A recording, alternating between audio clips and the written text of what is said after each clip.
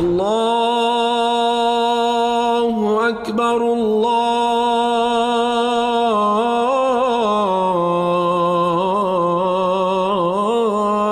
أكبر. Assalamu alaikum and welcome to the Islamic Center at New York University podcast, coming to you straight from the heart of New York City. We're building an amazing Muslim community here at ICNYU where everyone is welcomed and respected no matter where you're from or where you're at. This is the place to be. So open your ears and your heart and come along with us on another life-changing journey. Bismillah. Bismillah.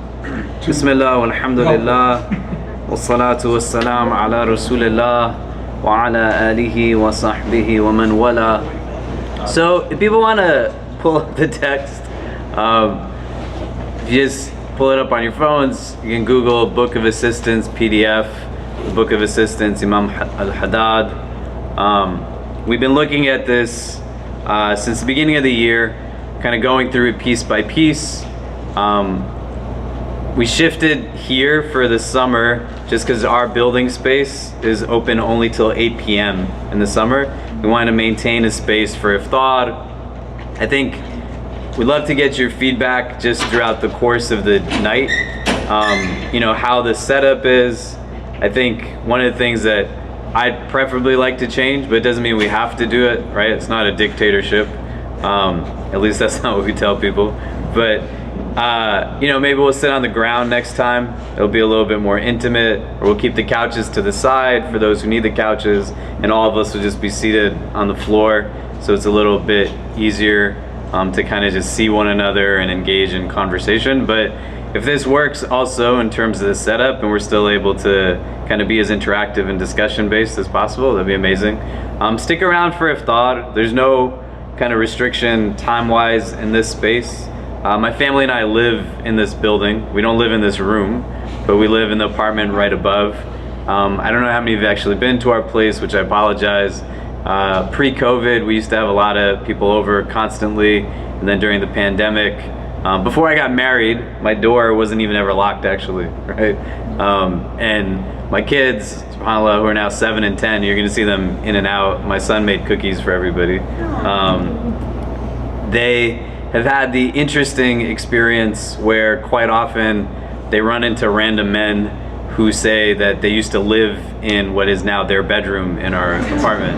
And my son asked me very concerned and also innocently, Baba, how many men have lived with you in your life? And I said, I don't even know half the people that used to just sleep in this place, mashallah. But I had a teacher who told me that a successful community is the one that knows where their imam lives. And accessibility is a really big part of the ethic that we seek to build our community upon, right? The idea isn't to be distant from those that we're in service of as a community, but to be able to engage in meaningful ways. And so I apologize if this is the first time you've ever been to this space or you haven't been to our apartment directly, but looking forward, inshallah, as COVID protocols at NYU have relaxed substantially over the course of the last year, for us to have more gatherings like that, and to figure out how we can enhance this experience. So stick around till the end. We'll pray Maghrib together, we'll have some food together. We're not gonna have artistic pizza today, so it won't be pepperoni pizza or like buffalo chicken pizza. We're gonna order Domino's just to kind of fill the gaps, but we're hoping that the iftar portion of this will be able to add some kind of potluck element or diversify the food options. Khalid really likes the pizza that we serve on Mondays and Thursdays, and I've gotten to a point where I'm so sick of eating pizza that I don't know what we're gonna do, but for tonight we'll have some pizza again. But if people have ideas also, we'll think of things in the area, but we want to make it potluck as well, and encourage us to kind of fast part of the process. Also, I know mashallah that many people maintain the Monday and Thursday fast post Ramadan, and we want to just kind of build off of communal support and the barakah that comes from it to encourage these habits. But even if you're not fasting today, stick around for dinner so that we can still kind of get to know each other better, grow as a community in that way. inshallah. We'll pray Maghrib probably on that side. If you haven't prayed Asr yet, or you need to make wudu or use the restroom, in the back to my left, so you're right in the corner, there's a bathroom that you can use just around where that lamp is at the corner. And the Qibla is this way, facing this corner here, if anybody needs to pray. So why don't we pull up the text? It's the Book of Assistance, Imam al-Haddad, and we're on chapter 9 on reflection. And so for those who aren't familiar with the text, it's a text on spirituality. It's really easy to find. If you just Google Book of Assistance PDF, it'll pop up. And what this text does is it presents a very easily digestible set of succinct short chapters that allow for individuals to move forward as practitioners in their own spiritual growth.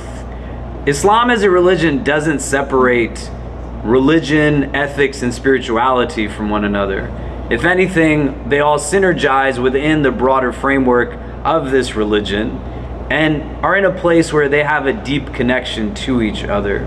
The chapters that we've looked at so far, they create now a sequential order that is this roadmap, and it's important to understand because as much as you can draw meaning from them individually, you also want to extrapolate meaning from them to understand how they connect to one another, right? It's not a tradition that is meant to be reductively understood. We're not people who say that we know this one hadith and that one hadith and that's the extent of religion, but understanding that Islam as a religion doesn't have a high bar of entry for anyone to come into it, and there's a lot that we can understand through prisms of what we already know, right? So you might have memorized Surah Al-Ikhlas, for example, one of the shorter chapters of the Quran, Qul huwallahu ahad. And when we're looking at a chapter that's on yaqeen or certitude, on niyyah, on intention, on muraqabah, on vigilance of the heart, on any of the things that we're looking at, you want to be able to enhance the understanding of that chapter through some of these topics and concepts. Do you get what I mean? You want to see how the chapters link to each other and not just understand things rotely in separation, but to start to understand them in terms of how they overlap and inform each other as disciplines, so that that inward and outward are able to be more cohesive, right? We're not meant to be a people that just pray with our bodies, but pray with our hearts. You say assalamu alaikum to everyone? These tiny people are my children, Medina and Kareem, and those are the cookies Kareem made. And Medina brought dates for everybody also. Yeah, all right. So they're gonna stick around too, because they really like pizza as well. And so, you know, we're not meant to be people who just pray with our bodies, but you want to pray with your heart and prostrate with your heart. Understanding also that the premise of this is deepening in a sense of spirituality that defines itself as a mechanism through which we draw meaning from the environments around us, right? We take understanding and comprehension. You don't see things just as what they are, but they're indicative of that much more. They're signs of things. What we see in the Quran again and again as identifiably ayat that are meant to give us a recognition of comprehension that's not something that's intangible, but escapes many because they just walk around as bodies and just forms, as opposed to having real presence and depth as we're moving through things. Are you guys gonna stick around? Yeah? You wanna sit somewhere?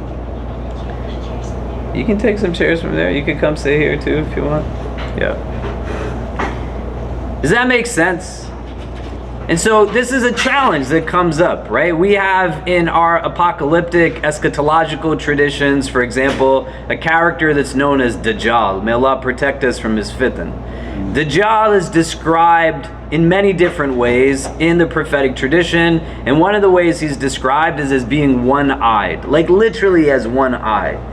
In a more esoteric sense, the understanding of this is contrasted to a verse in Surah Al-Balad where Allah says, Alam naj'al lahu aynayn, that did we not make you with two eyes, right?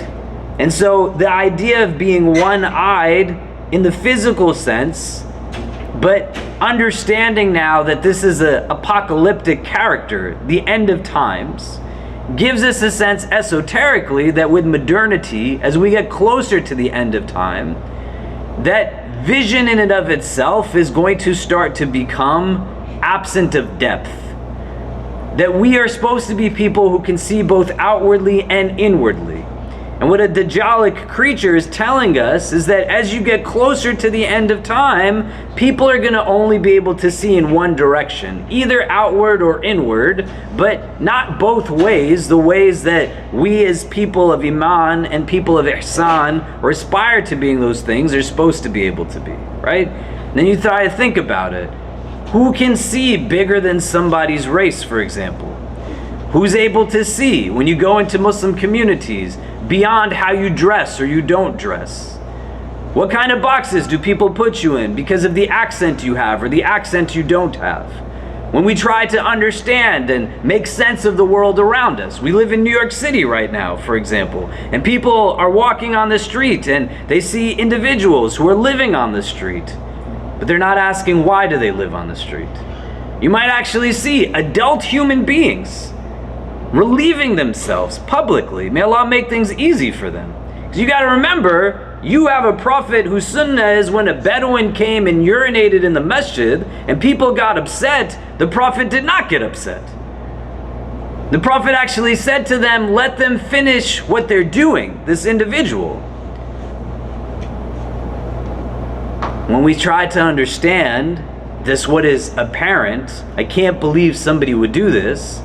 But when you are in a place where you have a celestial self that's elevated, you're bold enough to ask the question, what kind of world is it that is forcing an adult human being to have to live in this way? How come they don't have access to a bathroom to begin with? Why are they in a place where processes of gentrification that increase rents and all kinds of realities have cast them out into a place where there's not even public facilities that they can engage? Do you get what I mean?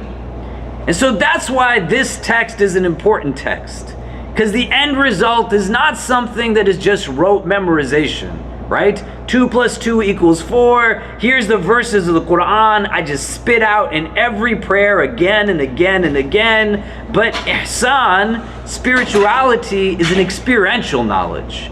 It's something that necessitates one living and actualizing what it is that they're actually taking as information, and can understand its place in your life, not from a quantifiable aspect. This is how many rak'ahs I prayed. This is how many verses I memorized. This is how many dollars I donated.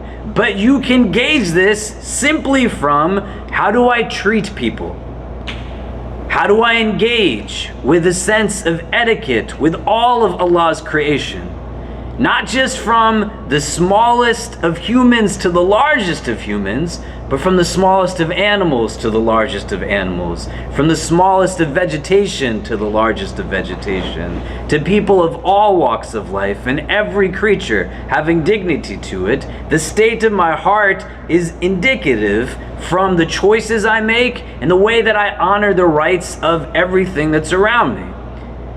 So what we're seeking to do is delve deeper into this. If you missed the first 8 chapters, it's all recorded. You can find it online. We can sit and go through it also in more detail if you'd like. But we're going to move into chapter 9, which is on reflection. It's called fiqh in Arabic.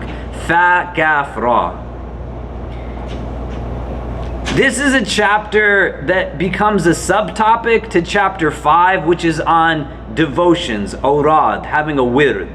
And having a daily wird, what Imam al-Haddad is building that chapter off of, is the idea that time management is essentially self-management. And the way that we can increase in barakah, blessing, metaphysical increase, the ability to do more with less, one of those ways is by bringing structure to our routine. And so he talked prior to this about a few different other chapters that are things that are subtopics to this thing of having a daily wird, a set of litanies, adhkar, remembrances, recitations of the Quran, prayers, etc. So he talked about reciting the Quran daily. That was the next chapter. He then talked about the acquisition of knowledge in chapter 7, having a regular practice of just increasing your knowledge base. He talks about then in chapter 8, remembrance, dhikr, which we talked about before in the last few weeks. Now we're going to move into chapter 9, which is on fikr, reflection, deep contemplation. So if we want to start chapter 9, can someone start reading for us from the beginning?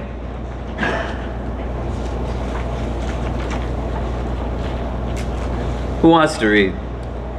Yeah, go ahead. You should have a period of reflection in every 24 hours, for which you should set aside not 1 or more hours. The best time of reflection is one in which are the least preoccupation, worries, and most potential for the heart to be present, such as the depth of the night. Note the state of one's religious and worldly affairs depends upon the soundness of one's reflection. Anyone who has a share of it has an abundant share of everything good. It has been said, an hour's reflection is better than a year's worship. Ali, may God ennoble his face, has said, there is no worship like reflection. And one of the Gnostics, may God have mercy on them all, said, reflection is the lamp of the heart. If it departs, the heart will have no light. Okay, so this is one of those things that as a term can't have ambiguity to it, right? The way that we can say live stream, can say laptop, can say cell phone, microphone, all of us in this room will have a common definition. We know categorically what it is that's being discussed. وَعَلَّمَ آدَمَ الْأَسْمَاءَ كُلَّهَا, Allah says that Adam was taught the names of everything. This is a distinguishing characteristic of humanity, that where we have capacity to embody as best as we can divine qualities, right? Allah is merciful and Allah is good, so be merciful, because being like God is good, and if God is merciful, then be merciful, right? Be gentle, be compassionate. But this notion of Adam being taught the names of things is that we also have a capacity to embody in a human level divine intellect as best as we can. It makes us distinct from the rest of creation. Perception is something that we can do uniquely. And here now, the names of things is what gives us the ability to deepen in the meanings of things. The more you have in your lexicon, the more that it is then you can understand and comprehend, right? Like if I asked you how you were feeling, all of you in the room, most of us would probably say the same 6 words again and again.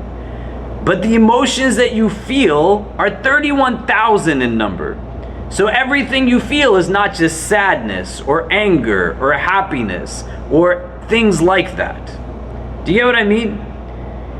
And when we start to misname or mislabel or have limited understanding of a word and there's ambiguity, it's harder to harness it, not because there's not aspiration, but because there's not definitiveness towards what it is that we're seeking. So if I said to all of you, go over there, and then you got up and you moved in whatever direction you could, and you didn't land where I wanted you to land, and then I said, well, why aren't you where I wanted you to be? You said, well, you didn't really tell us too much about it. You just said, go there.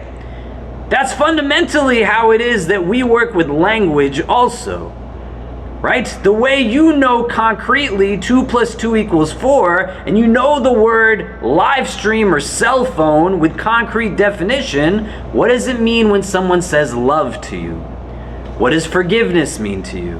What does compassion mean? What does mercy mean? What does good mean? They can't have ambiguity. They have to have concrete definitions. So what I'd like you to do is just turn to the people around you and talk this out. What does this mean to reflect? What is it that we're talking about when we're talking about reflection? If we were to give it a definition so that we can actually start to build a relationship with this thing. If you turn to the people around you, share your names if you don't know your names yet. If there's room next to you on a couch, just let us know as people come in so they have more places to sit. But let's talk this out. How do we define reflection itself? And then we'll come back and discuss. So go ahead. So what did we come up with? What is, if we were to define reflection, what would we say?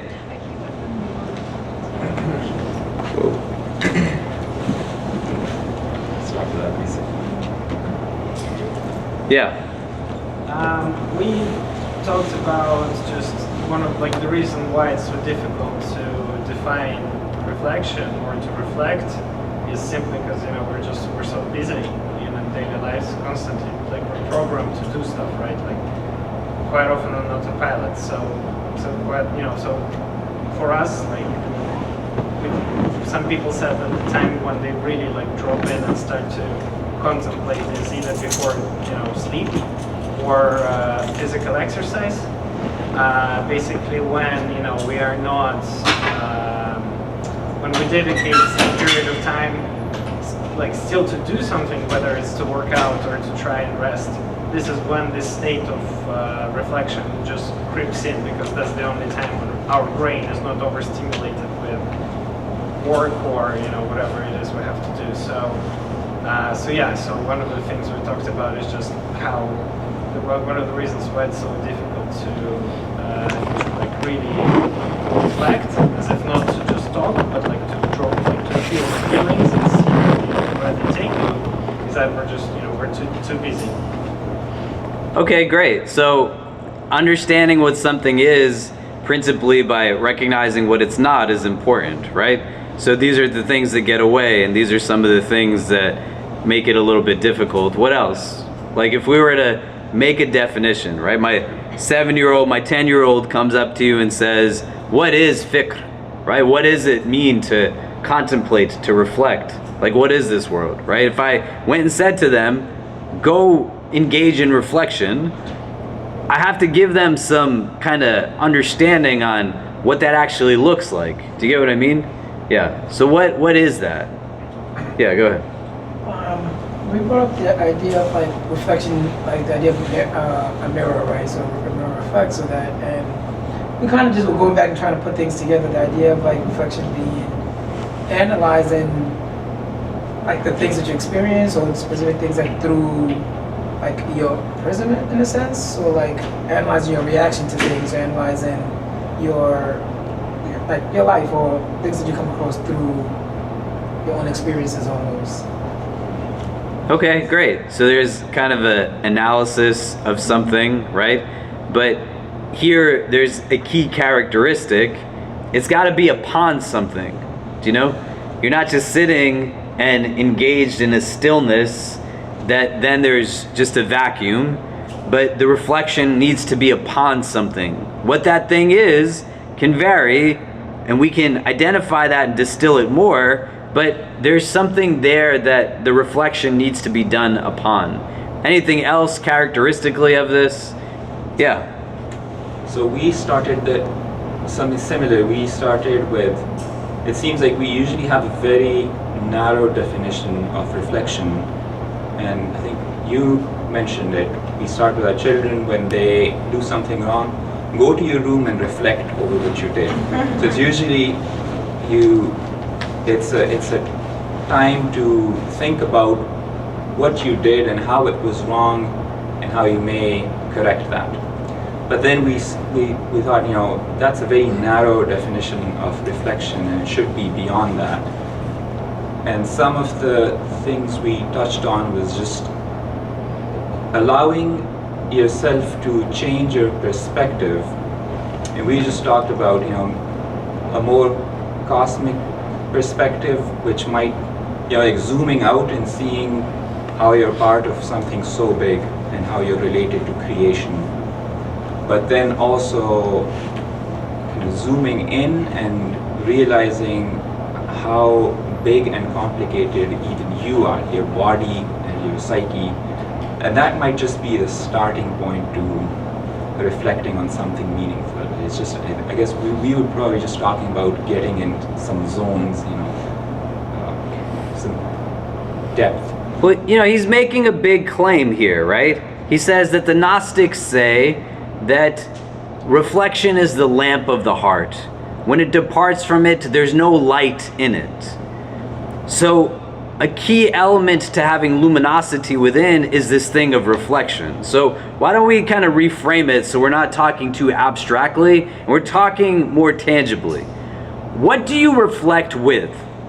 Like, what part of you do reflection with? I say usually the mind and the heart. The mind and the heart? Okay, how? How are the mind and the heart? So if we were to analyze ourselves through a Islamic framework of the self, right? You have your physical body, your jasad, your badan. You have the ruh, the soul. You have the nafs, the lower self. You have irada, sheer will and determination. You have the qalb, the spiritual heart with its layers. You have the aql, the intellect. This is what makes you who you are on a whole, right? And it's important to get down to it at its most fundamental level. You don't reflect with your hands necessarily, right? You don't reflect with your eyes. It's not a physical thing. The way that you hold with your hands, you don't reflect with your hands. And that might seem obvious, but it has to be something that as we now start to synergize these various responses so far, the things that get in the way are usually things that are outward, that prevent an opportunity for the inward to do what it's meant to do. So if we can agree that the organs of cognition are the mind and the heart, and these are the things that, if anything you're going to reflect with, is going to be these things, right? Does anybody think otherwise? Like, what can you reflect with, contemplate with? Right? You're going to use your head, right? You're going to use your heart, right? When you use those things now, how do they relate from a reflective standpoint to the rest of you? Does the question make sense? Like, can my heart reflect only on matters of the heart? Can my heart reflect only on matters of the mind? Can my mind only reflect on matters of the mind or the heart? Or what are the things that the mind and the heart can actually engage in a thought process on? Does that make sense? Like, when you think about things, what are the things that you think about? Not specifically, but generally, categorically, what is your mind able to think about? Everything. Huh? Anything and everything. Exactly. So reflection can be on anything. So when you're in a place now where the rest of you is connected to all of you, you can reflect not just on bad habits, go to your room. And quite often that's not reflection, that's self-deprecation, right? And don't give shaitan victory over you. You don't want to ruminate. All of these words mean different things. The etymological root of rumination is like rooted in an understanding of how like cows eat their food. They're just constantly chewing the cud again and again and again. That's how people think quite often. They ruminate on negativity. The thoughts just weigh you down heavy. That's not what reflection is. It's a spiritual act that's meant to give you insight and clarity on things. We're going to talk about this in a minute. But fundamentally, you can reflect on what your ears hear, what your hands touch, the food that you taste, the things that you experience, what you feel. All kinds of things have the ability to be reflected upon, but that doesn't mean necessarily that we're actually reflecting on those things, right? But the potential is there to reflect on anything. And when you can start with the broad base that I can reflect deeply on anything, then I can start to now think out, well, why am I not doing it in the ways that I'm doing? Medina, baby, can you grab some more chairs from the closet? Thanks, guys. Do you get what I'm saying? Everybody thinks. Right now, all of you are thinking something. That's not the goal. The goal is to not be in a place where the success is to simply think, right? Because everybody thinks. The goal is to be in a place where you reclaim the ability to choose what you think about and how you think about the things that you're thinking about. You're not running on autopilot. You're not going just in default settings. You're not meant to be a body that just walks through the earth. You are a soul. You have organs of cognition where you can think, you can reflect, you can contemplate. I'd like for you to turn to the persons next to you now and just talk this out. What are the potential benefits of actually engaging in reflection? Because you want to notice, right? Imam al-Haddad, he says on Quran and on fiqh that you want to do this daily. This, he says, in a 24-hour period, and he doesn't even leave it for chance. He says you want to dedicate an hour or hours in that 24-hour period in reflection. It doesn't mean that you sit for 3 hours, but the sum total of reflection throughout the course of your day, right? You pray your prayer, your heart's a little open. It's a time where you can take in. But understanding that in these 2 chapters as subtopics to the awrad, the Quran and reflection, the recitation of Quran and reflection, he's saying you gotta do it every day. Why? Why is it something that has benefit to it? Because it's not meant to be something just for the sake of it, right? We could talk about why would you sit in a couch versus on the ground? Should we get this vegetable or that vegetable on a pizza? We can have discussions that can render insight, preference, judgment. That's not what I'm talking about. I'm asking you, why is there benefit to this thing of reflection? What are the gains that one can draw from engaging in this in a process so much that this man who is a spiritual master of this religion is telling you, do it every day. The way that you sleep every day, the way that you eat every day, the way that you pray every day, the way that you do all of these things every day, the way that you should be laughing every day, the way that sometimes you should be able to apologize on a daily basis, that you want to tell someone you love them and be told that you are loved, expressing gratitude, and being in a place where you are willing to receive gratitude, to do right by others, but also to be comfortable in letting somebody do something for you. There's a lot of things that if they happen every day, the gains are things that are undeniable. So why is this something that he's saying is so beneficial that you wouldn't want to live 24 hours without dedicating an hour of it at least towards this practice of reflection? So you turn to the persons next to you and ask and discuss this. What's the benefit of this thing? What are the things that we can take from it? And then we'll come back and discuss. Go ahead. Okay, so what are some of the benefits to this? Like why? Why would somebody do this on a daily basis?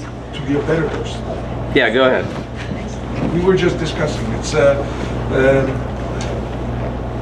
the reflection is when you reflection is judgment in for yourself. You are judging your attitudes, your way of behavior. So is it good? Is it bad? Why I'm doing it? Am I doing it for a small purpose, or for humanity, or for myself, for my family? Should I do it again, or not? So we think that it is basically you are judging yourself. You are judging your attitudes. Great. It tells you where you are right now in life, right? It gives you an idea, like this is where I'm standing in relation to where I potentially could be. Assessment, accountability, inventorying. What else? What are some of the benefits of this? Yeah. You talked about like being aware and being mindful in all kinds of ways, that it can just again brings you awareness. It just helps you to be better if there's something that you need to resolve with yourself, or just act on it, or maybe like be grateful for whatever things that you have in life, maybe think about things that you did well, and so it just can affect you in all kinds of ways. Great. So this is an important thing to understand. The vehicle to increase virtue is quite often the virtue itself. So if you want to become more patient, the way you become more patient is by being patient. So the way that you can increase in mindfulness, reflection, consciousness, awareness, is by being conscious, aware, and mindful. So if I engage in the practice of solitude, reflection, we'll talk about more detail in like 10 minutes, but I'm essentially deliberately engaged in the exercise of reflection, right? Ihsan, we talked about in the very beginning, is a vision-based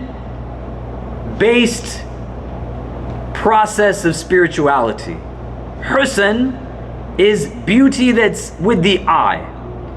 So if I had a board here and we put eyesight at the top, if you could see that right here, it says eyesight. We wouldn't now create a diagram that says here are things that are built off of eyesight as subcategories of eyesight, but we'd create a circle and we would connect from eyesight an arrow that went now to hindsight, an arrow that went on the other side to foresight, and an arrow that went straight down that goes to insight. And then we put connecting arrows between hindsight and foresight to insight. So all of it is connected to each other. Can you see it in your head? Do you get what I'm saying? Right? This all connects. Insight, foresight, and hindsight. They're not meant to be clever phrases. These are words that have meaning to them. And when you are engaged in this process of reflection in any of these categories, as well as we'll see outward with the eye, as he's going to say, you reflect on Allah's creation, you look at the sun, you look at the stars, right? I said this to you last week, that how is it fundamentally possible when we were talking about dhikr, that people don't gauge the beauty and the awesomeness of the fact that a tree has the ability to have its leaves die and come back to life again, and die and come back to life again, and die and come back to life again. This is a reflection of the eye outward that then builds off of insight, hindsight, foresight. Do you get what I'm saying? But the process of increasing in mindfulness, so that when I'm walking through the park and I see the beautiful flower, the time I spent in spiritual exercise of reflection, seated in the place where he's describing this. The best time for reflection is the one in which are the least preoccupations, worries, and most potential for the heart to be present, such as the depths of the night. Right? He's giving qualities of what a space of solitude should be, but the idea is that now when you do that there, it brings mindfulness to its presence when you're outside in a place that everybody else is just walking on default settings, right? So the virtue is the vehicle to increase in the virtue itself. Does it make sense? What else? What are other benefits to this practice of reflection? Yeah. We talked about how fundamentally it's about separating truth from falsehood, and any decision-making process, whether short-term or long-term, is dependent on how accurate you can do that. So when you are engaging in foresight, insight, all the different angles, intellect, heart, body, as much, basically the more you can listen to and reflect upon, the higher is the chance that you will find your truth, and therefore, will live a happier, more fulfilling life. Yeah, right. And this is a dua the Prophet would make to Allah, to allow for him to see reality as reality, to see what is true is actually true, and what is false is actually false. But everything can be seen on multiple vantage points, right? And understanding what are other things I might see things through then. I might see it constantly through my pain. I might see it constantly through my exhaustion. Most of us see the world just through burnout. We see it just through poor eating habits, poor social habits, poor sleeping habits, right? It creates now a circular pattern that there is just monotony to the day. The idea isn't that every single day is supposed to be so different from the day before, but I am different every day that I meet these things that might seem mundane, but I can bring novelty to it because there's change that I'm embracing from within. And that reflective process enables me to find growth, to find meaning in whatever it is that is taking place around me. Other benefits that people can think of? Yeah. I think from personal experience, introspection helps me soften my heart to see things from other perspectives, which helps me relate to other people more compassionately. How does it do that? I see if I'm contemplating about God's creation, I'm thinking to myself, how did this come about? I'm softening my heart, and I know that there's something greater above myself that has the capability to do that, which takes me to the place where I'm removing myself off any pedestal and allowing myself to see myself in the smaller scale things. Great. And this is a great segue now into the how-to of reflection. One of the things that can yield this as an outcome is that the exercise of reflection is going to force you to actually also rest. And if your outward is constantly in a state, not of movement, because movement is not a problem, but in a state of just agitation, you're chasing after what you don't know, and you're in a place where you don't know how to rest. The stillness that reflection requires for it to be impactful will have residual benefit that can actively allow for the heart to actually now be in alignment in a way where it, in this spiritual paradox of our tradition, that a hard heart is a weak heart and a soft heart is a strong heart.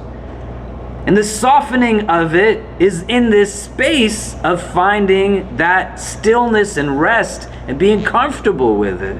You know, I don't always have to be doing something or touching something or pushing something or watching something or scrolling something. And these are not meant to be things that you've heard already and they go in one ear and out the other. But you want to be a conscious person and understand that if it is dumb to do, then why do you do it? And you can look at all kinds of data and all kinds of analysis by people who work in wellness in all fields professionally. Little kids who are building out all kinds of focusing issues, challenges, and psychologists tell their parents, we can't do anything for you if you're not willing to take the phone away from your child. If you're not willing to take the screen away from your child. It's not different when you're an adult and you're in a place where constantly, statistically, 22 years of every average person's life now is going to be spent looking at their screens. 22 years of existence. Can you imagine? That's insane.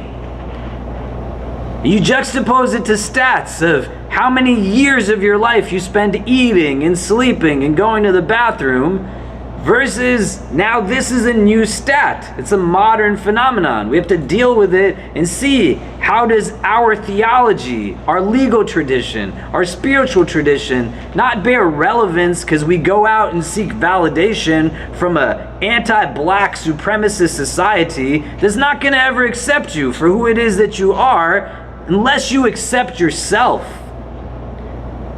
That's not the relevance, but the relevance is when there become now conundrums in the prism of what's in front of us contemporarily, we engage our text to be able to say, well, how do you respond to this?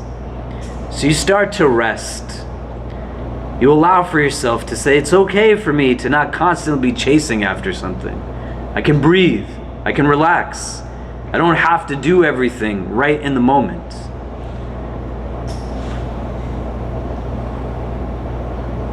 So one of the main things is that this has to be done deliberately in places of stillness.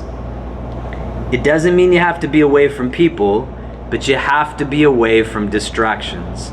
You cannot have reflection reach its pinnacle if you surround yourself with distractions. You have to remove the distractions from your way. Step number 1, no distractions. Number 2, be at peace with silence.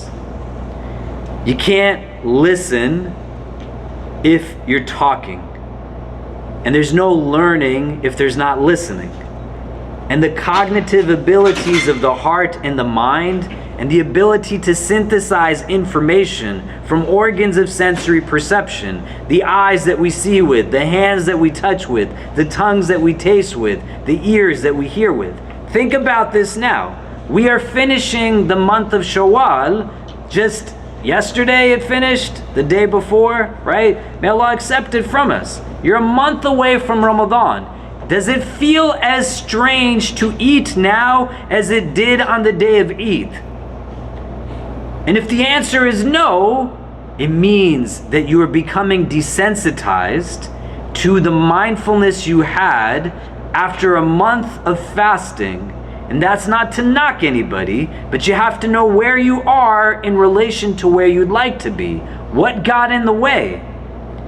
And silence is important because it helps you to hear other things. It allows for you to experience and pay attention to other things.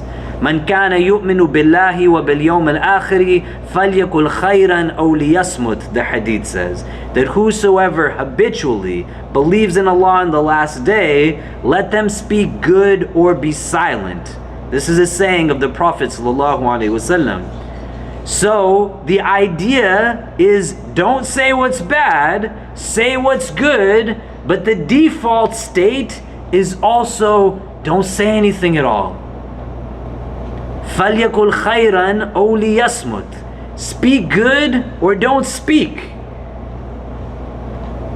So you have to be comfortable in a spiritual diet with silence. To be in a place where you're taking in reflection and allowing for there to not be chaos or commotion. This is why it's important. You got to understand, when people are praying and you're talking, when you learn to be the imam, you're taught to listen to the cry of the baby. You want to be mindful of the sounds that are around you, right? This is not absent of khushu'.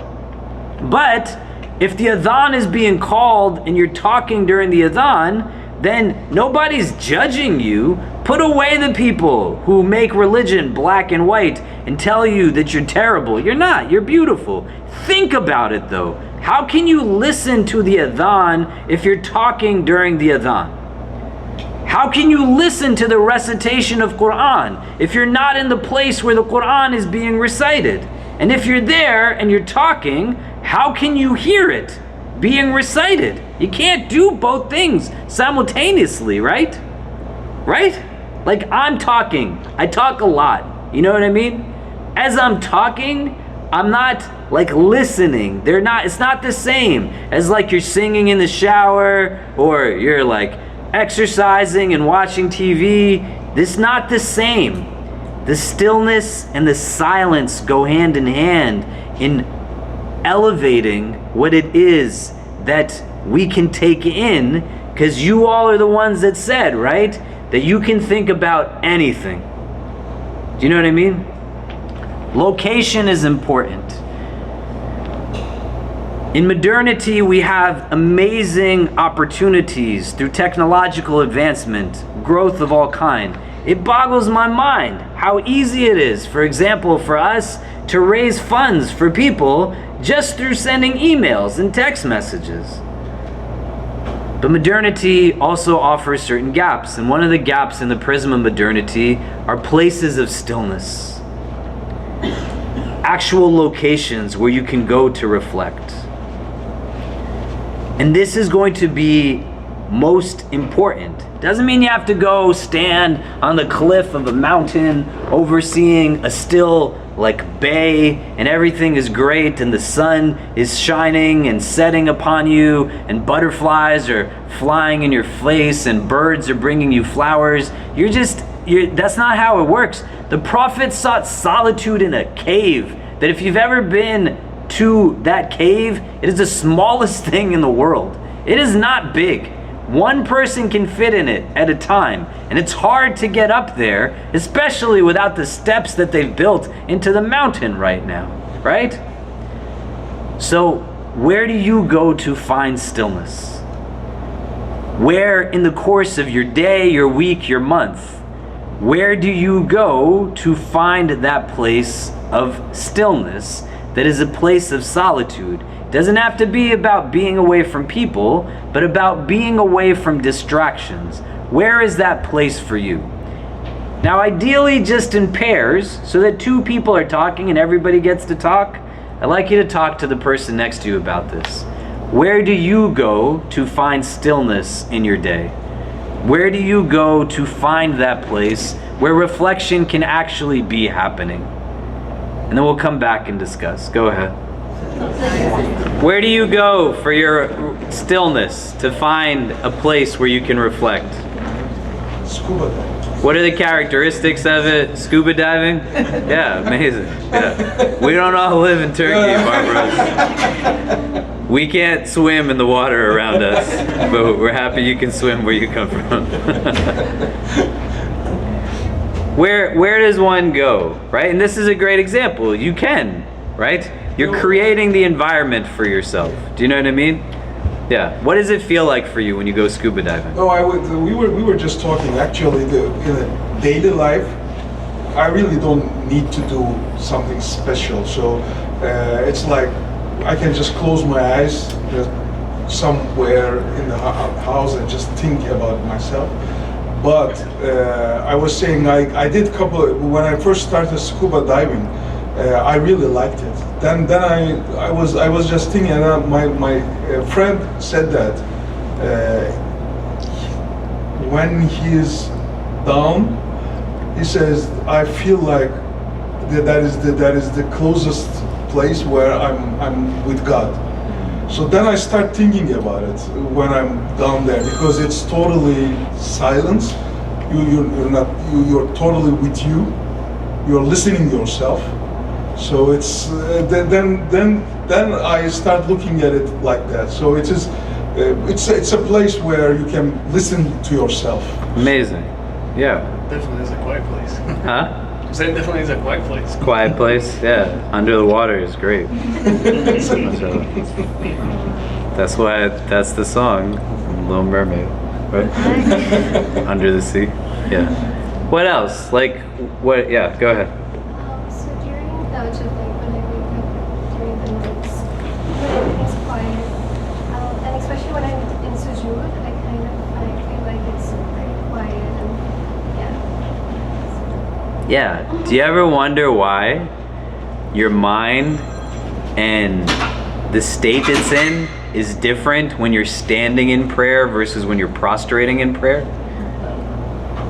Like, how many thoughts get in your head when you're standing in prayer versus when you're in sajda?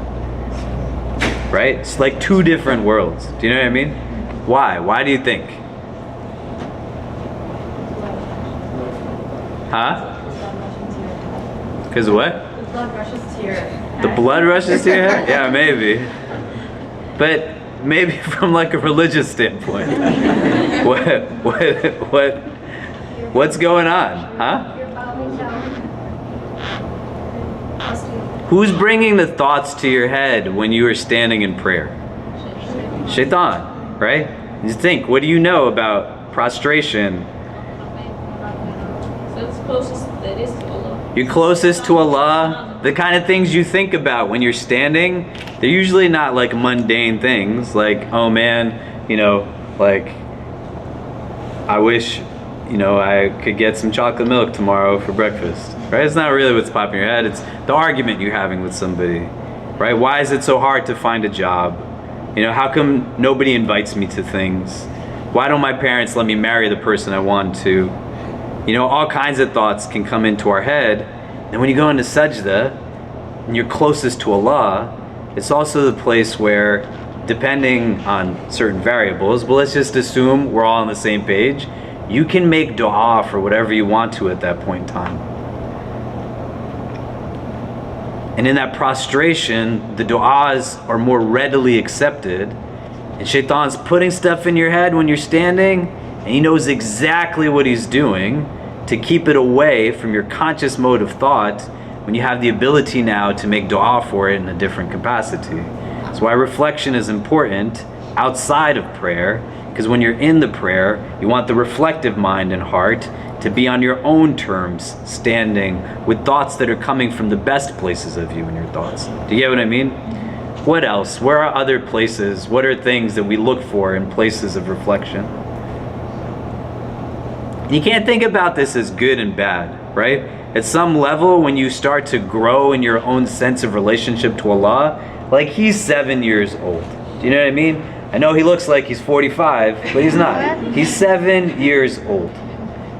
Most of us stop learning Islam at this age. We get to a place where now when you're 40, you're trying to make sense of religion based off of information that was given to you and reflection that did not happen for decades. And when I take information, the first prism I get through is I must be bad because of this, or I must be good because of this. Versus you just understand how things function and the utility of them. So it's not because you're bad you don't make dua, or that you're bad that the thoughts come, or this and that. You just understand what it is. Like he said, Barbaros, right? He didn't think about what he didn't think about. But now the thought is there. I can understand it and contemplate upon it in different ways. Do you get what I mean? Does that make sense? What are other things that we can look for in a place of reflection? Like I'm starting to determine for myself, I want this thing. The benefits, they make sense to me. I want a soft heart. I want to be able to be aware when I walk through the street. I want to be nice and kind. I want to be able to make sense of things for what they actually are and see reality as reality and falsehood as falsehood. I don't want to walk around like a cow or a zombie or just a body. I want to be a heart. I want to live in the world with like a wakeful, thriving heart. So what other things do I need when I am now situating myself in a place of reflection? What does that place need to be like?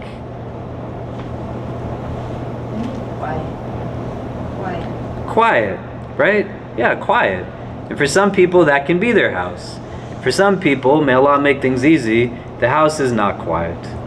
Or sometimes it's in the understanding of the routine. So when he's saying in the late hours of the night, that's when there's stillness. Because what's everybody doing in the late hours of the night? Right? People are knocked out. People are doing all kinds of stuff different times a day, but when you're in your home and it's late at night, there's just stillness. You ever walk in the city on a weekday, morning before the city wakes up is crazy. You know, it's very different. But the idea isn't, again, being away from people, it's about being away from distractions. There's not so much that can distract you at those times of the day, those times of the night. You were going to say something? Yes, I mean, yeah. So physical safety is a big one for me, like feeling safe. Because right now I'm in a situation where I live with many people, and so the only time I can get a quiet, like some place is in the park. Then the problem is like I'm sitting in the park and I'm trying to contemplate, and I can't stop thinking about somebody just coming up and like stabbing me or something like that, because I'm still in a public place. What park do you live near, man? So what's going on? It's me. I'm just saying that for me, like. No, that's fine. That's real, and you can control, right? This is the whole thing. The idea with this, you are not any one of your thoughts, because then who's thinking the thoughts? Just like you're not any one of your feelings, because somebody's got to be feeling the feelings. So the thoughts come and they rise up, and reflection is what gives us the capacity to now be able to deconstruct or break down or take advantage of our thinking ability to say that, well, just because the thought is there doesn't mean that it comes from me. He started to think about something, scuba diving, from somebody else putting a thought in his head. right? It wasn't a bad thought, it was a good thought. But the thought came from elsewhere. Do you get what I'm saying? Think about how many times you've been stressed out. And when you're dealing with stress and life's difficulties, and you start to go talk to friends and family, and they love you, but they don't know what to do, and they don't say, I don't know. They're not empathetic in their listening. They don't listen to understand, they listen to respond. There's often solutions. Why don't you do this? Why don't you do that? Now, when you have all of this exhaustion and stress, you now have their voices in your head too. And it just adds more to it. And the thought is there, this didn't work. I must be bad because I couldn't get this done or that done, right? Just a big mess. Do you know what I mean? So yes, safety is important, right? And being able to understand where and how I can find opportunity for reflection, I need to have a comfortable environment where I'm not worried that somebody's going to come and do something to me. Yeah. Just say something about that being knocked out at night. You know, he says that that's the best time or a good time to reflect. But what if you're one of those persons that's knocked out at night? That's okay. Then how do you? Because you want to be acquainted with yourself, right? Like this guy, when he was 3, he like, I don't even know, wakes up 5 o'clock in the morning, 6 o'clock in the morning, right? He gets up now and he's gotten older, so he doesn't run right into our room at that time, sometimes still. But ever since he was really little, he would wake up super early, be ready to go, jumping up and down. And his sister, who I think is still in the room, he's over in the back. Really amazing person also, and she tends to wake up later in the day. And there's times when my baby girl is not trying to get out of bed, I gotta carry her out of bed, and she's slept for like 10, 12 hours, and she's still exhausted, right? He is a morning person, she is a night person. There's times when people are in our house, they're having a good time, and he's looked at me or Priya and said, I just gotta go to sleep right now. And then he just goes in his room. She'll stay awake till any time in the morning whatsoever. They're kids. They're not good or bad, they're innocent. They just respond to the day differently, right? Some of you, some of us, when it's cold outside, it just brings down our mood. When there's more daylight in the day, it helps to kind of make things feel a little more light. Do you get what I'm saying? You have to have self-awareness to be able to understand, where do I bring this stillness? And location becomes now intrinsically linked to timing for yourself. You get what I mean? If I wake up and in the middle of the day, I am in a place where my kids are up, my wife is up, everyone's up, and then I yell, everybody needs to be quiet because I gotta find some stillness, right? That's not gonna work. Do you get what I mean? I chose to be married, I chose to have children. I also then choose how it is that I engage time around me. And so I build stillness at moments where it makes sense. Do you get what I mean? In terms of practice within our tradition, the Prophet Muhammad sallallahu alaihi wasallam, he regularly would engage in this as a practice. Sorry, I think this is the pizza. Hello? Hello?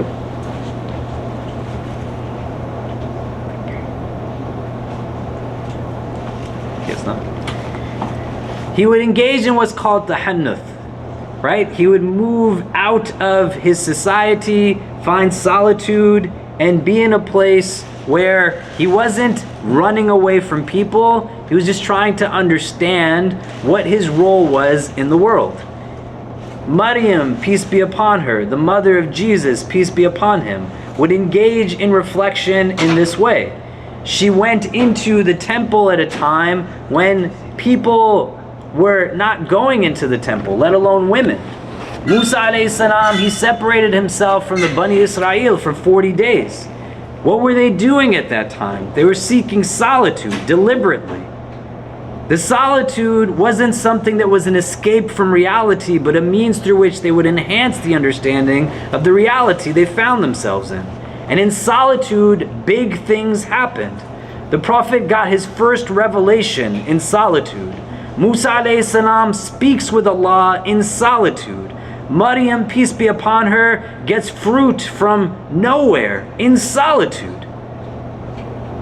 And characteristic of each of them was that whenever they left, they always came back to their people. It wasn't about, let me run away, but let me use it as a means of enhancement to come back to where it is that I need to be. So the world is now different because I'm a little bit different. Do you get what I mean? It's built into our tradition. The i'tikaf happens in Ramadan. That's what it is. You're seeking this solitude. You engage in processes of reflection. What we want to be able to do is think about this now in your routine. On a daily basis, when are you engaging in this type of reflection? The word fikr, it is got the same root as the word for notebook in Arabic, mufakkir.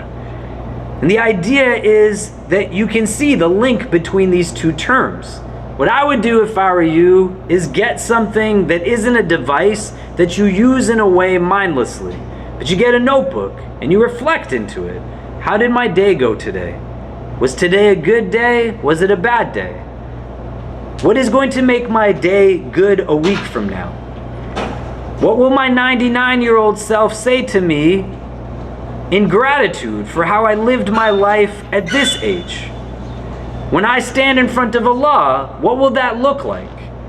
When people are eulogizing me at my funeral, what will they say about me?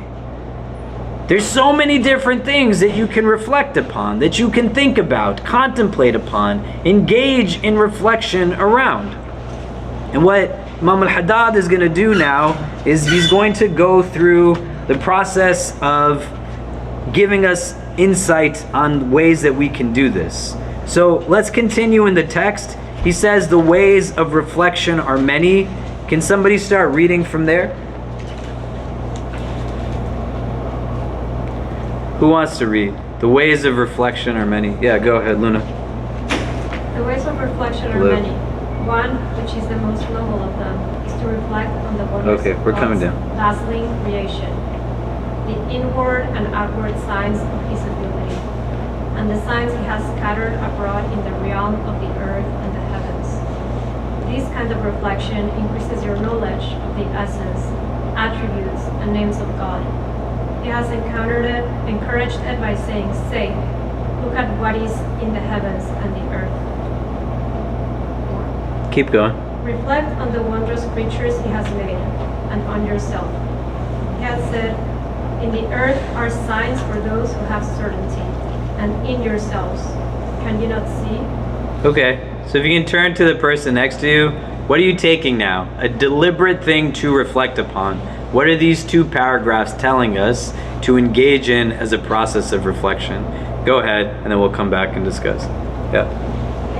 Okay, so what is Imam al-Haddad saying in these two paragraphs?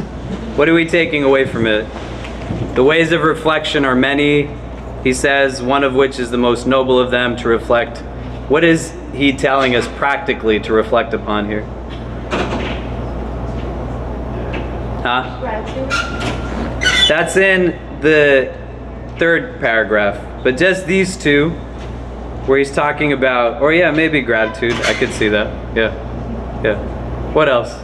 I think what I'm reading is like reflecting on the world around you, and it's also outward and inward reflection. I was telling about this morning, come back from Treasure, like there's a mostly like 2 blocks from me, and then there's these birds that were like clearly having a conversation. But one would do like 3 sounds, the other one would do 5 sounds. It was like a back and forth that kept going. I was like, I couldn't help but think about Allah and just like the wonder of it all, and that often is like my way of reflecting and just like thinking about these things, and then also like going from that to then myself. If like I'm recognizing this has happened, then what am I seeing in myself and in the wonder that is me in my existence? Yeah. What does he mean by something that's wondrous? Yeah. To me, and connecting that part with the part about the signs of his ability, I also think about like the living and non-living sort of like miraculous things that some people would call coincidences, you know, like the tilt of the world's axis, and like a water molecule that is like sort of like in perfect balance. The fact that like you go to the smallest of things and to the biggest of things, like a canyon, and it all sort of like makes sense, as if like God knew that we would scratch up every single part of his creation or like try to look for meaning, and there is a meaning there to be explained. Yeah, those, I think that's where I read sort of like those signs of intentionality. Yeah, it's crazy, right? The earth is on a certain axis. If you can imagine the sun that is so far away from us, if it was closer in any capacity or farther in any capacity, we'd either burn or freeze, right? Like, it's so far away, but it still makes you hot on a sticky day in Manhattan, right?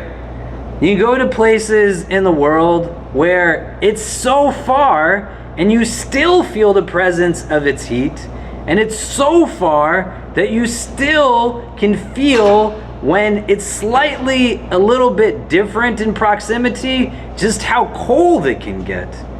But if it was any other distance, you can put them up here, guys, if you want to.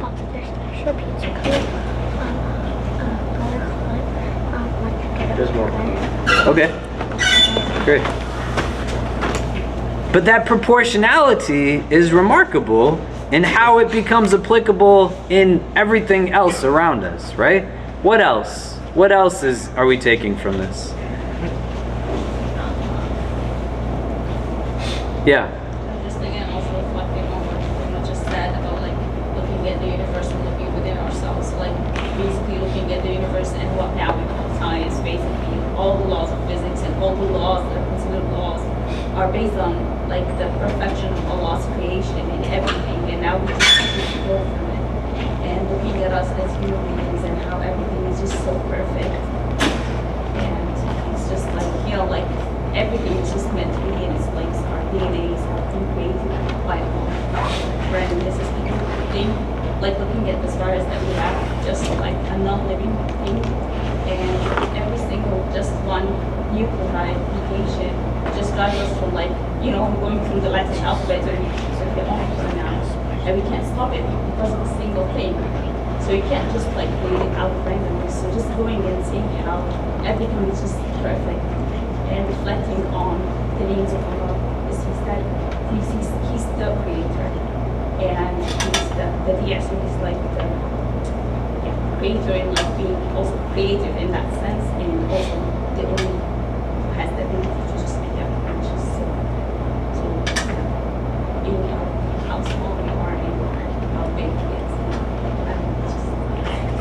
Yeah, right. And you're taking the reflection all the way to its most logical concluding point. It's not just like how beautiful is the sunrise, but how magnificent must be the one who made this sun in this way in the first place. You know? And you take stillness and you stop for a bit, and you can understand the essence of God is different in Islam from other religious traditions. Even religions that claim to be monotheistic, the mode of monotheism is distinct categorically in Islam from other religious traditions. Allah's capacity, ability, is something that you don't have to believe in order to believe that He made you. You can believe that God created you and that He's Al-Khaliq without being in a place where you ever try to just think about how crazy it is the way that all of this is put together.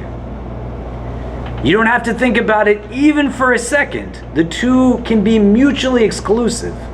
So Imam al-Haddad is saying, you're going to reflect. Here's point number one. Reflect just on how remarkable all of this is, and then think how remarkable must be the one who put it all together. And if you're in a place where the sun rises and the sun sets and how everything functions at those scales are things that might not be accessible in the same ways, you don't have to look so far. Just look at the way that you were made. Look at how it is that you have been built and how you have been created. And just truly how stupendous it is. One of the craziest things that I have ever witnessed in my life was the birth of my daughter. And inshallah, for those of you who desire children in your life, may Allah bless you with amazing children. And for those of you who are seeking companionship, may Allah grant you the best of companions. I would recommend, if you are in that relationship already or seeking it out, that you make a firm commitment that if and when you choose and Allah blesses you with children in your life, that you are in a place where you let your partner, and also you are, if you're the other person involved, not the pregnant one, but the non-pregnant one, that you are supporting your partner every step of the way. It was crazy to hear my daughter's heartbeat for the first time. When our doctor showed us a sonogram and was pointing things out, my wife looked at the picture and she said, Khalid, look at how cute our baby's face is. Medina didn't have a name at that time. And then the doctor, who was looking over her shoulder, said, yeah, that's actually her butt. My wife wasn't even fazed. She was like, that's cute too. But when I was in the room where my wife was pregnant for 36 hours, she was in labor. For 36 hours, she was in labor with our first child. And being in a place where I witnessed just firsthand the experience of a child being born into the world is the craziest thing you can ever imagine seeing. Subhanallah. Like, to experience that. And in that room, I was the only one. My wife didn't get to see the baby being born the way I got to see it being born. When Kareem was born, he was a C-section baby. It's also pretty remarkable, but it was something that, a story I'll tell you another day, in terms of what that was like in the hospital. But just seeing it and being in a place where you say, how can you not believe in God? How can you fundamentally not believe in the existence of a divine entity? And what's getting in the way? And so all Imam al-Haddad is asking and challenging you to do is, you don't know a starting point? Here's something to start on. Look at the world around you. Look at everything that's amazing. Look at yourself. Think about how it's crazy.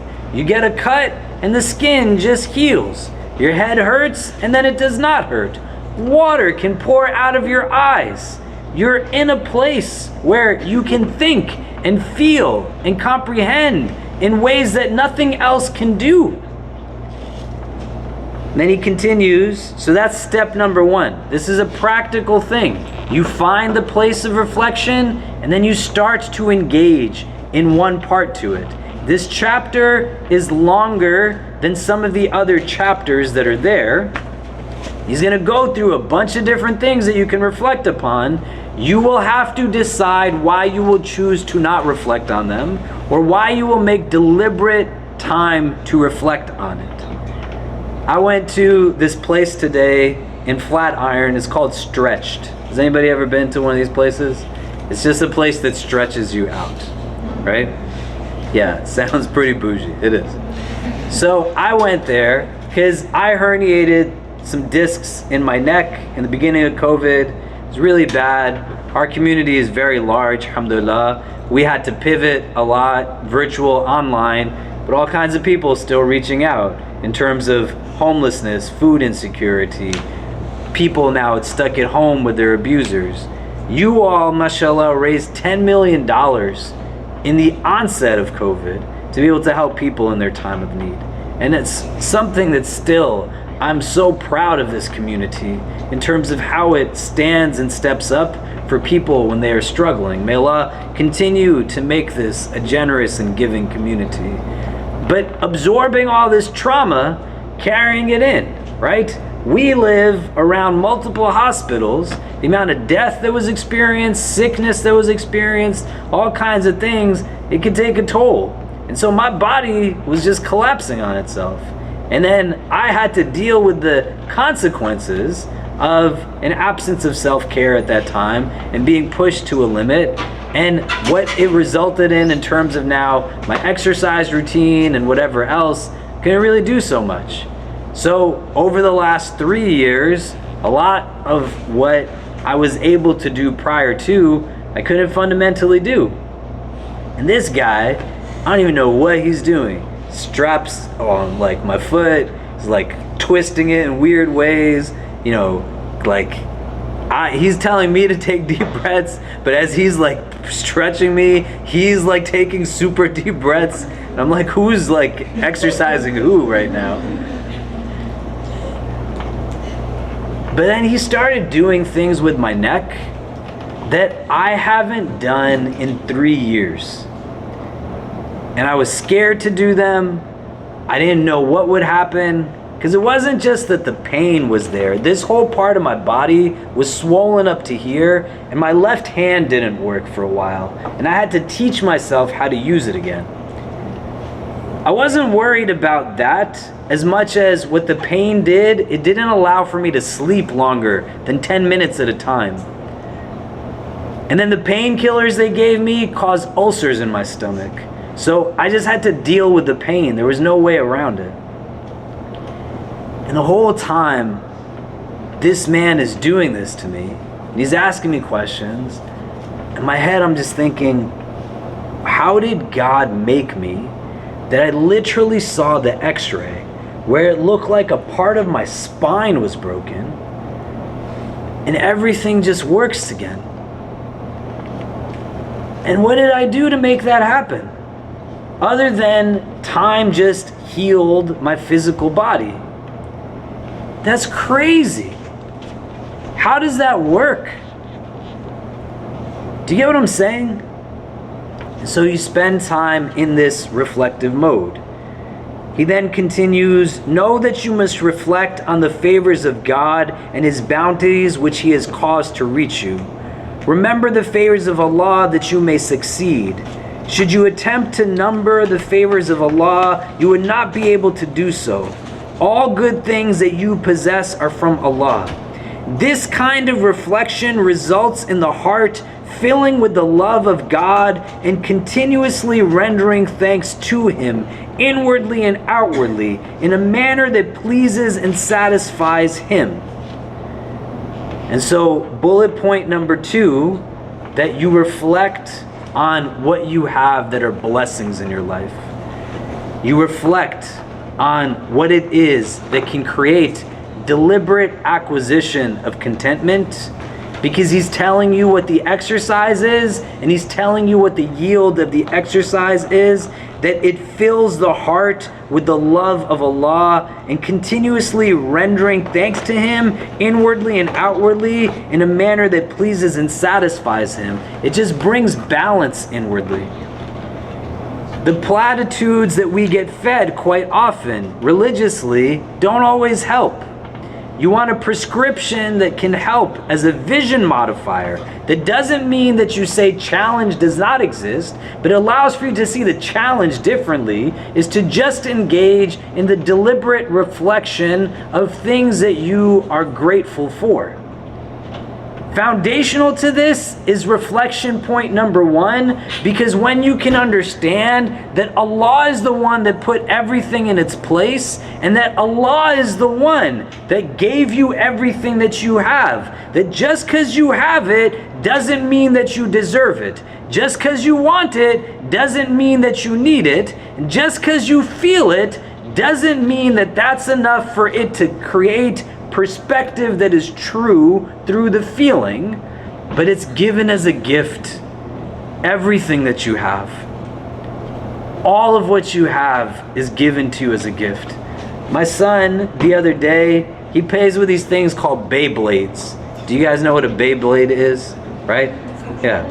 Why do you all know what a Beyblade is? Why do you know what it is? spinning thing, right? No, yeah, that's what. But why do you know what it is? I don't know. Have they not been around for a while? I don't know. You're probably like. Did you have them when you were younger, or do you just have them as adults? The guys? It's okay. My younger cousins. It's a toy. You pull it on a string and it spins, right? And he loves it. And he couldn't find it, and he got sad. And we talked to him about putting things in their place and where they belong. And then he found it a little bit later, and then he came to talk to me. And I said, Kareem, Allah is the one that gave you this. Me and your mother did not give this to you. And just think for a moment what you felt when you no longer had it. And think about how happy you were that you got it back. Allah is the one that gave it back to you. When you were given a ni'mah, the idea is to not just recognize the ni'mah, but to recognize al-mun'im through the recognition of the ni'mah. So you recognize the blessing, and you recognize then the giver of the blessing. And when you recognize the giver of the blessing and the gift, you then also recognize, do I use it the way that the giver of the gift would want me to? Am I in a place where I appreciate that it was given to me in the first place, right? رَبَّنَا هَبْ لَنَا مِنْ أَزْوَاجِنَا وَمِنْ ذُرِّيَّاتِنَا قُرَّةَ أَعْيُنٍ وَجَعَلْنَا لِلْمُتَّقِينَ إِمَامًا. Right? The Arabic in the dua, رَبَّنَا هَبْ لَنَا مِنْ أَزْوَاجِنَا وَذُرِّيَّاتِنَا قُرَّةَ أَعْيُنٍ, that, oh Allah, make from my wife, my offspring, a coolness of my eyes. هَبْ لَنَا literally is not give it to me, like رَبَّنَا آتِنَا فِي الدُّنْيَا, but هَبْ لَنَا is make it a hibah for me. Give me the gift of this thing. You understand? And what he's saying here, Imam al-Haddad, is when you can recognize the gifts that you have, you're then going to be in a place where it renders contentment. But you take it to its fullest extension. The recognition of the gift can then help you to understand that I need to use it the way the gift was intended to be used. Use your brain the way that it was gifted to you be used for. Use your skills, your talents, your credentials. Don't feign humility. With confidence and gratitude, embrace all of the spiritual gifts that Allah gave to you. And it's not going to look the same way as it's going to look for other people, and that's totally fine, right? Somebody might be a great singer, somebody might be a great orator, somebody might be able to run really fast, somebody might be a good cook, somebody might be a good listener, somebody might be good at drawing things. Everybody has different spiritual gifts, but everybody doesn't use them the ways that they're intended to. Right? Maulana Rumi, rahimahullah, he says that raise your words, not your voices. It is the rain that makes the flowers grow, not thunder. So all of us have the ability to communicate, and it's a gift. Because there's people who don't. You come to Jummah, you see the sign interpreter. You see people who are hearing impaired and how that affects also their verbal communication. Why did Allah give you the ability to speak? It wasn't to hurt people. And when you can recognize the gift and the giver of the gift, and you use the gift in the way that it's intended, it's going to make you feel good inside. That's the purpose of all of it. And what Imam al-Haddad is saying in your reflection, think about what it was that you have been given daily, weekly, regularly. Does that make sense? Between this week and next week, I want you to just find a place of reflection. It's a spiritual exercise. Find a notebook, write at the top of it, what are the things that I am grateful for? What are the things that I have that are blessing, gifts in my life? And go to whatever extent you can as you yield to the process. Because as you get acclimated to it with regularity, you can then start to gain from it what can only be gained by doing it with regularity. Does that make sense? And then reflect on Allah's creation, on yourself, just the sheer miraculousness of everything that takes place around us, so that you can have awe when you're walking through the world and you're in a place where it's not pessimism, nihilistic worldviews, it's not cynicism that's going about. The Prophet had to believe that he could make things different. He had to have hope and optimism. He had to be in a place where he recognized that even if something's hard today, tomorrow will be better. The things that soften your heart are these things. They don't give you complacency, they give you contentment. What I'd like you to do is just turn to the persons next to you now. What are you taking away from today's conversation on a whole? And then we'll come back and discuss, and then we'll wrap up and pray Maghrib and have iftar. But go ahead. So what are some of the things we're taking away from today? This conversation. Any takeaways? Yeah. I was sharing that there's so many gems that we share today, and I have to actively restrain myself from trying to catch all of them, lest I drop all of them.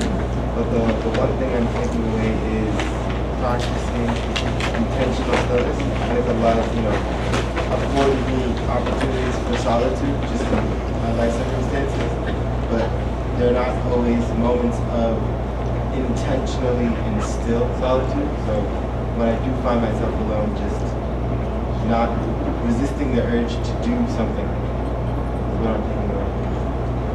Amazing. Other thoughts? Other takeaways? Yeah. Okay, so for me, I was just saying how now I can look at things from different perspectives. I was just giving an example of how during COVID it was all depressing. You look at TV, they're talking about deaths and sicknesses around the world. When I step out of my house and I look at the sky, it was so blue, the air was so fresh, and I was like, okay, this could be Allah trying to also please the earth in a way. And then I go back home, watch TV, I see a video of Venice. You can see the water, you can see the fish moving around, you can see the bottom of the water. And I was like, okay, this is still Allah trying to show us destruction that we're causing. So it wasn't just about, the negatives that COVID brought, the deaths. I mean, people die every day. We lost a lot of loved ones in that grant them mercy.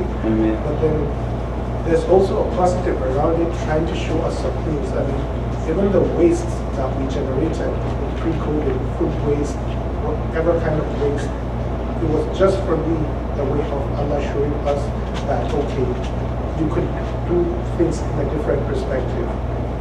So, yeah. Yeah, right? I mean, the whole world is impacted by climate change, but we're the only ones that can actually do something about it, right? And we have to sometimes see what's there in order to kind of get things to the place that they need to be fundamentally. Other thoughts? Anything we're taking away from today?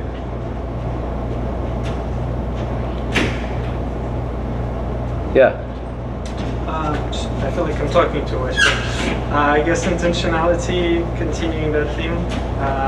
So rumination versus reflection, being intentional about the periods of time and the environment you're doing it in, rather than constantly being in some kind of cognitive loop about yourself, or so basically not mistaking rumination for reflection. Great. We hope you enjoyed our podcast. If you're inspired by the work that we're doing at the IC and want to help keep it going, subscribe to our podcasts, follow us on social media, donate to help support us at ICNYU.org, and most importantly, keep us in your continued du'as. Until next time, inshallah. Assalamu alaikum.